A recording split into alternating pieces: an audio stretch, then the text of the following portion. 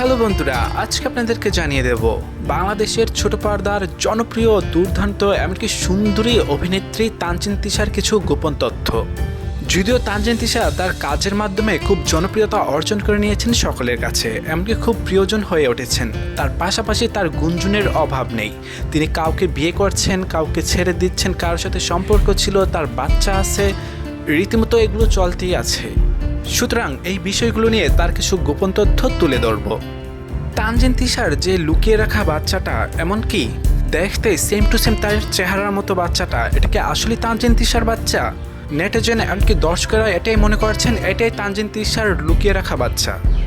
যদিও তানজিন তিশা এটা তিনি বলতে চায় বারবার, এমনকি বলেছেন এটা তার বাচ্চা না, এটা তার বোনের বাচ্চা, তবুও দর্শকেরা মনে করছেন এটা তারই বাচ্চা। সুতরাং সেই উদ্দেশ্যে তানজিন তিশা তার ভেরিফাইড ফেসবুক পেজে পোস্ট করে জানিয়ে দিয়েছেন। পোস্টে কি লিখেছেন চলেন পরে আসি। তিনি পোস্টে লিখেছেন, অসভ্যদের জন্য সুবর্ণ সুযোগ। যে অসভ্যরা আমার আদরের বাগনা বাগনিকে নিয়ে তোলা ছবি আমার লুকিয়ে রাখা সন্তান হিসেবে বইফুর অনলাইন প্ল্যাটফর্মে নিউজ করে $20 উপার্জনের জন্য, সেই সব অসভ্যদের বলছি, এখন পর্যন্ত আমার লুকিয়ে রাখা বাচ্চা যতগুলো আছে তাদের আমার কাছে পৌঁছে দিলে $2000 ভিক্ষা দিব। যদি বাচ্চা কাচ্চাগুলো আমার কাছে পৌঁছে দিতে না পারিস, নিজ গালে জুতা মারো তালে তালে। এই পোস্টটি করেন তানজিন তিশা তার ফেসবুক পেজে।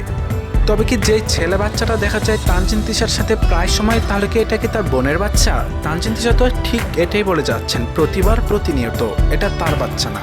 তবে নেটিজেন এমনকি দর্শকরা মনে করছেন এটা তানজিন তিশার বাচ্চা, যেহেতু তার ফেসের সাথে অনেকটা মিল আছে। যাই হোক, তানজিন তিশা যেহেতু এটা প্রমাণ করতেছেন এটা তার বাচ্চা না, আমরা ধরে নিতে পারি সেটাই।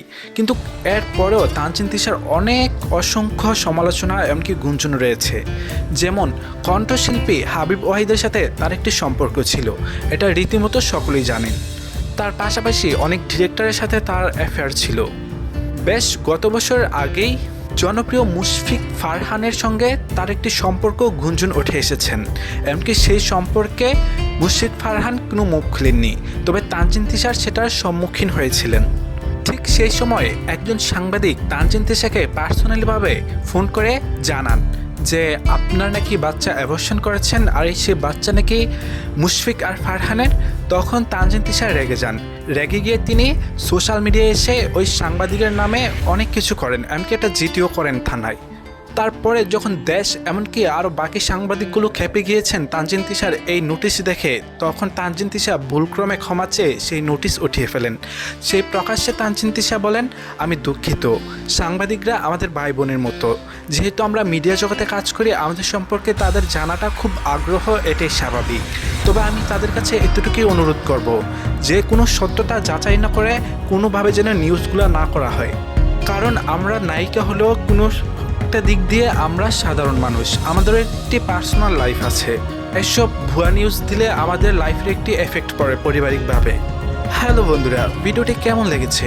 ভিডিওটি যদি ভালো লেগে থাকে তাহলে অবশ্যই চ্যানেলটি সাবস্ক্রাইব করে পাশে থাকবেন, আর যদি কমেন্ট করে জানিয়ে দেবেন আপনার পছন্দের তারকা কারা।